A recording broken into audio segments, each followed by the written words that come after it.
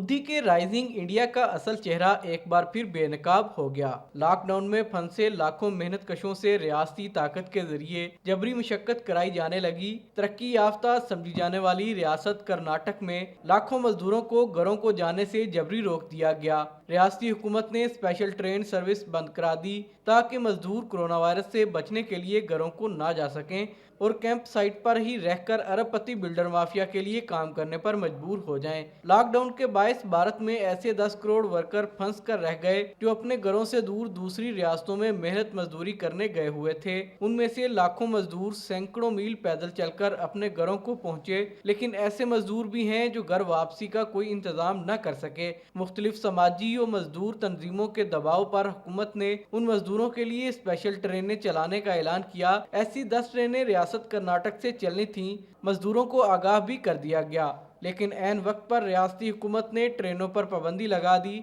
रियासत बहार से ताल्लुक रखने वाले एक इलेक्ट्रीशियन रमेश कुमार यादव का कहना है कि ना हमें साइट पर समाजी फासले के असूलों के मुताबिक रिहाइश दी जा रही है और ना ही खाने और सेहत का ख्याल रखा जा रहा है। अब हुकूमत हमें जबरन रोकना चाहती है, लेकिन अब हम ज्यादा तनख्वाह पर भी नहीं रुकेंगे। हम यहाँ रहकर कोरोना का शिकार नहीं होना चाहते। रियासती कंस्ट्रक्शन वर्कर्स यूनियन के रहनुमा NP सामी कहते हैं कि हुकूमत ट्रेनें रोककर मजदूरों से जबरी काम कराना चाह रही है। समाजी वर्कर एंटोनी राजू कहते हैं, करोड़ों मजदूर 40 दिन से लॉकडाउन में फंसे हुए हैं। ये घरों को वापस जाना चाहते हैं कि काम की जगह पर उनके लिए खतरात हैं। रियासती हुकूमत ने ट्रेनें रोककर गैर आईनी इकदाम किया है और इसे आम अल्फाज में ये कहा जा सकता है कि हुकूमत मजदूर से जबरन काम कराना चाहती है ताकि बिल्डर्स माफिया को खुश कर सके। इस हवाले से मुख्तलिफ समाजी शख्सियात, मजदूर हकूक की तंजीमों और शहरियों ने रियासत कर्नाटक की हुकूमत को एहतजाजी खतूत भी अरसाल किए हैं।